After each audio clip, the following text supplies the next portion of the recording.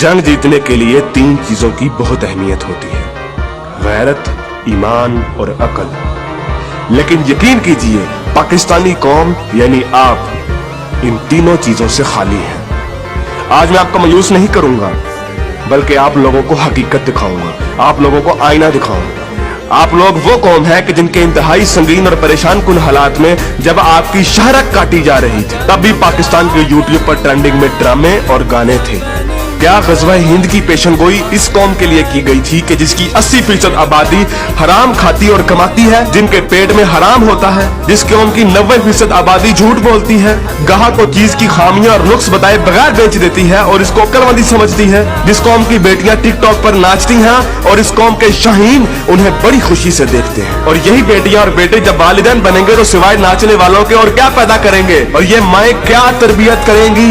हकीकत तो ये है कि बेगैरत हिंदू और यहूदी नहीं, बेगैरत आप हैं, आप पाकिस्तानी बेगैरत हैं।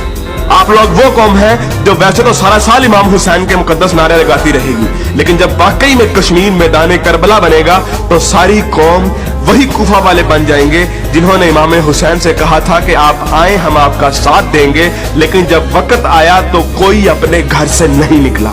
फिर ये लोग तालिबान की मिसालें देते हैं कि तालिबान के पास कुछ भी नहीं था, कोई असबाब नहीं थे, लेकिन अल्लाह ने उन्हें फिर भी फतह दी। मुझे हैरत है कि ये किस मुंह से तालिबान की बात करते हैं। तालिबान को अल्लाह ने फतह दी थी तो उनकी गैरत, उनके ईमान, उनके तवक्कल, उनकी जिद्दोजहद, उनकी कुर्बानियों, उनके अज़म, उनके इस्तक़लाल और उनकी जिहाद की बिना पर। ना तो उनकी बेटियां टिकटॉक पर नाचती थी, ना उनके बेटे गेम ऑफ थ्रोन्स और गानों और फिल्मों के शदाई थे, ना वो हराम खाते थे और ना ही वो नमाज कज़ा करते थे। कश्मीरी तो बेवकूफ है कि उन्होंने इस कौम से सारी उम्मीदें लगाई हुई हैं, जिस कौम के नौजवान मुजाहिद भी हैं और मुफ्ती भी हैं, लेकिन सिर्फ फेसबुक, ट्विटर और इंस्टाग्राम के। बल्कि लोग नौजवानों को और इस यूथ को बहुत सराहते हैं, कहते हैं कि ये पाकिस्तान का एसेट है, लेकिन मैं ये कहता हूँ कि ये नौजवान लानत है। इस वक्त पाकिस्तान की तकरीबन तमाम यूनिवर्सिटीज फहाशी, फहश गोई, गलाजत, नशा, इश्क माशूकी का अड्डा बनी हुई है। इन नौजवानों ने इस्लाम को मजाक बना दिया है। इन्हीं नौजवानों ने मॉडर्निज्म के नाम पे फहाशी और बेहयाई को रिवाज दिया है। हर लड़की आजकल टाइट्स पहन के फिरती है। इस्लाम और तहजीब का कोई नामो निशान ना यूनिवर्सिटीज में है ना कॉलेजेस में। आज के लड़के गर्लफ्रेंड बनाने और लड़कियां बॉयफ्रेंड बनाने को फख्र समझती हैं। इन्हीं नौजवानों में चर्च और सिगरेट एक फैशन बन चुका है। हॉलीवुड के गाने और फिल्में और खुसूसी तौर पे नेटफ्लिक्स आज फैशन, मॉडर्न और पढ़े लिखे होने की अलामत है। और फितने सिर्फ शहरी इलाकों में ही नहीं, देहात में अक्सर मसाजिद खाली पड़ी रहती हैं। बमुश्किल किसी मस्जिद में एक सबसे ज्यादा नमाजी होते हैं। और झूठ, शरीकेबाजी, बदला और फसाद जितना देहात में होता है उतना तो शहरों में भी नहीं होता। अक्सर कॉलेजेस और यूनिवर्सिटीज के असातिज़ा फहश किस्म की जुगते लगाते हैं और बच्चों को बजाय अखलाकियात की तालीम देने के खुद बद अखलाकी की मिसाल बने होते हैं। और ऐसा क्यों ना हो, जब टीचर 45 मिनट पढ़ाने के पैसे ले लेता है लेकिन 20 मिनट पढ़ाता है और बाकी टाइम या तो मोबाइल पे गुजारता है या जुगतबाजी में या मजाक करने में, तो जब असातिज़ा तक के पेट में हराम की कमाई होगी तो वो क्या अखलाक सिखाएंगे। और सबसे बढ़कर हम जिन्स परस्ती और लोंडेबाजी पे पने हुए मजाक इस कदर आम हो चुके हैं, इस कदर आम हो चुके हैं कि सोशल मीडिया पर चलने वाले बिलावल भुट्टो और शेख रशीद की मीम्स इस कदर आम हो गई हैं कि जैसे ये कोई मसला ही नहीं, जैसे ये कोई खिलाफ इस्लाम, खिलाफ तहजीब कोई बात ही नहीं। ये फितना मजाक मजाक में इस कदर आम हो गया है कि अब तो कोई स्कूल, कोई कॉलेज, कोई यूनिवर्सिटी से मुस्तस्ना नहीं। जिस कौम के बच्चे 12-12, 13-13 साल की उम्र में स्कूलों से ही फहाशी और पोर्नोग्राफी के मरीज बन जाते हैं, तो क्या वो हवस के पुजारी नहीं बनेंगे? ऐसी जगह ज़ैनब जैसे केस सामने नहीं आएंगे तो और क्या होगा? मुझे हैरत होती है कि हर बंदा मीडिया को तनकीद का निशाना बनाता है, हर बंदा मीडिया को फहाशी का असल कसूरवार ठहराता है, लेकिन खुद को कोई जिम्मेदार नहीं ठहराता।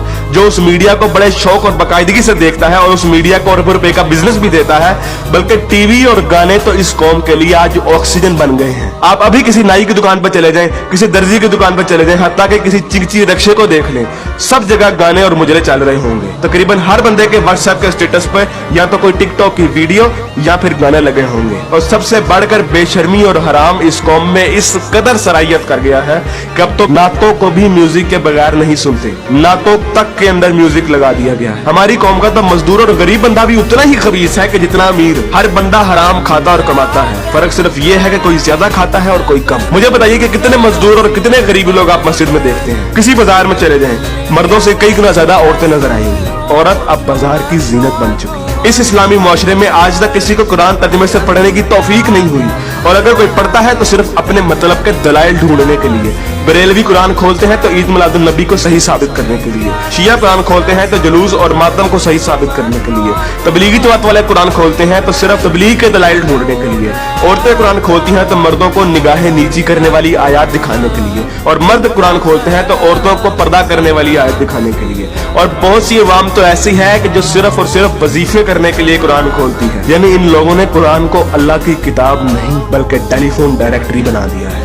अपने मतलब का नंबर निकाला और डायरेक्टरी बंद। उलमा भी इन लोगों को कुछ नहीं कहते हैं। हर जुम्मे पे उलमा सिर्फ फजाइल की बातें करते हैं, कभी लोगों को ये नहीं कहते कि बेगैरती से कैसे बचा जा सकता है, बदगुमानी से कैसे बचा जा सकता है, झूठ से और फ्रॉड से कैसे बचा जा सकता है। उलमा भी लोगों को नहीं कहते कि कुरान तर्जुमे के साथ पढ़ो और सुनो कि तुम्हारा रब तुम्हें क्या कहता है।